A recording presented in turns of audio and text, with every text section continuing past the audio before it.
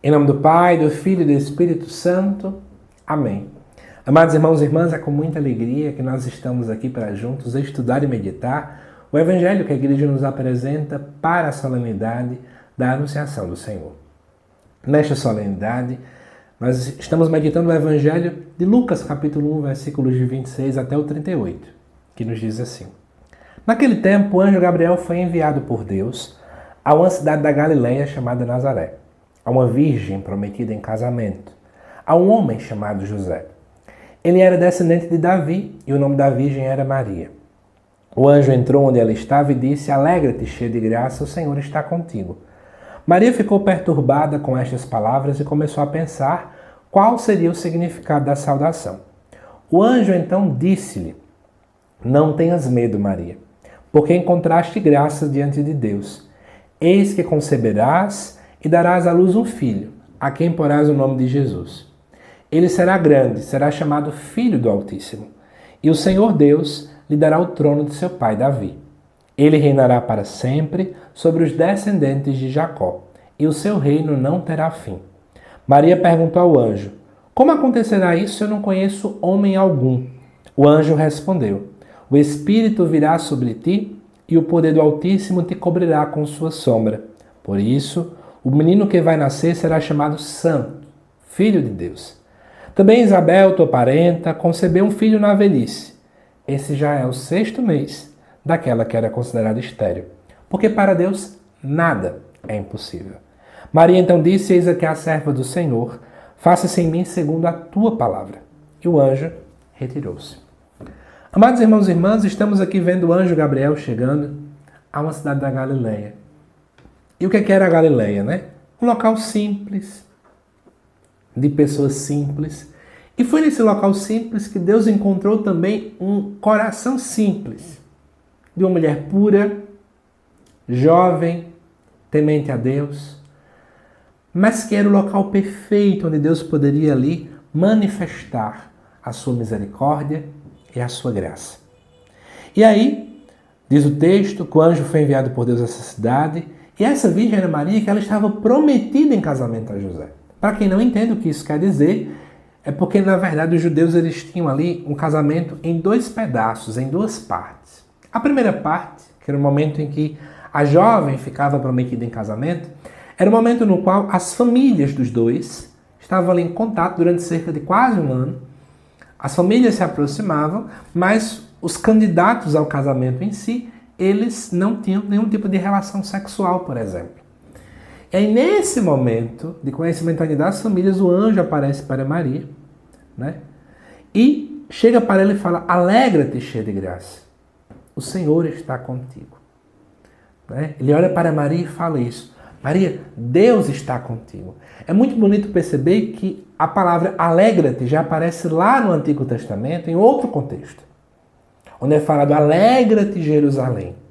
E Jerusalém era o local, o monte onde estava, o Monte Sião era o monte a qual estava Jerusalém por cima, e Jerusalém era a cidade a qual nós tínhamos ali o Templo de Jerusalém. E dizer alegra-te, Jerusalém, é como se fosse alegra-te, cidade a qual o próprio Deus habita no templo.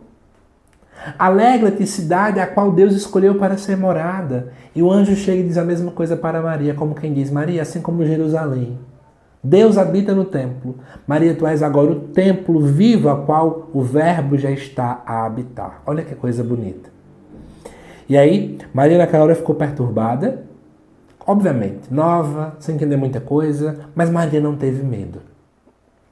E aí ela, naquele momento, começa a se perguntar o que isso quer dizer aquilo.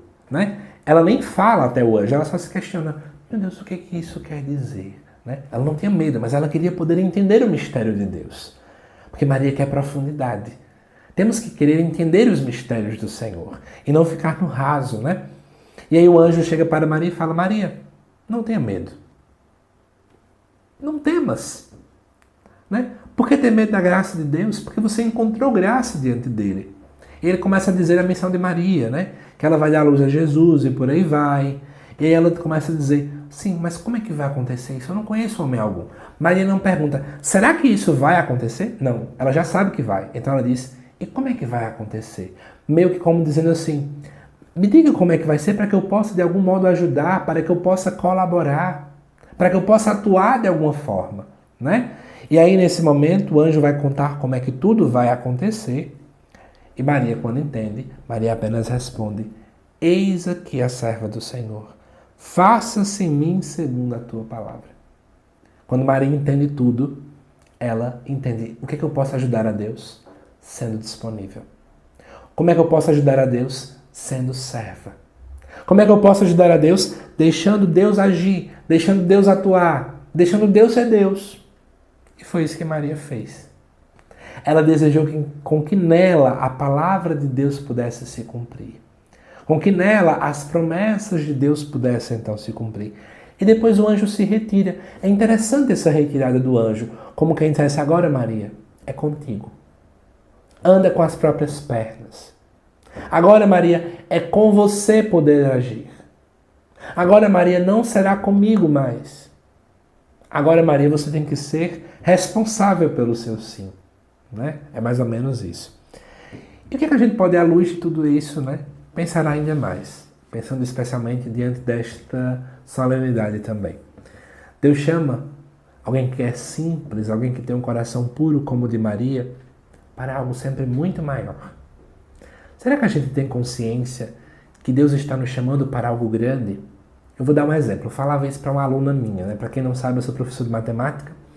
Eu falava para uma aluna minha recentemente. Eu disse: olha, quando eu comecei a gravar os vídeos do YouTube, aqui no canal, o motivo pelo qual eu comecei é porque eu dizia assim: eu tenho que me cobrar ler mais a Bíblia. Então eu comecei estudando os textos do domingo e uma forma de me forçar era gravando algum vídeo, colocando aqui na internet. Eu nunca achei que ninguém ia achar, que ninguém ia procurar, que ninguém ia fazer nada. E eu colocava aqui, né? Eu comecei no mês de setembro, se nós estamos em 2025, 2021, alguma coisa mais ou menos assim. E aí eu colocava, tudo bem. Em um dado momento eu comecei a gravar também a primeira leitura, o Salmo e a segunda leitura, e aí começou mais pessoas a encontrarem, e o canal chegou onde está hoje, com cerca de 25 mil pessoas. Às vezes a gente não entende, é na simplicidade que eu estou aqui. Eu comecei gravando com um celular, hoje eu tenho uma câmera profissional. Eu gravava com o celular, não tinha uma iluminação para me ajudar, eu não tinha um microfone. Hoje eu tenho esse aqui. Mas Deus sempre nos chama a algo maior. Mas como é que eu consigo dar passos? Estando disponível para Ele. Eu te pergunto, por exemplo, como dar um sim a Deus no teu trabalho? Eu, como professor, eu dou um sim a Deus quando eu olho para o meu aluno com um olhar diferente, quando eu sou responsável com os meus horários, quando eu ensino de modo organizado, quando eu tiro as dúvidas do povo, quando eu não negligencio a minha profissão. E nós, na nossa família, no nosso trabalho, né, aonde quer que eu esteja, e também na minha vocação. Talvez você que está aqui sinta o chamado à vocação religiosa, familiar, a ser celibatário, não importa. Será que nós estamos fugindo do chamado de Deus? O que é que você pode fazer para contribuir com esse chamado? Façamos como Nossa Senhora. Digamos: eis aqui, Senhor, teu servo. Faça em mim segundo a tua palavra. Que Deus te abençoe, amada irmã e irmã. Te aguardo nos próximos vídeos aqui do canal. Até mais.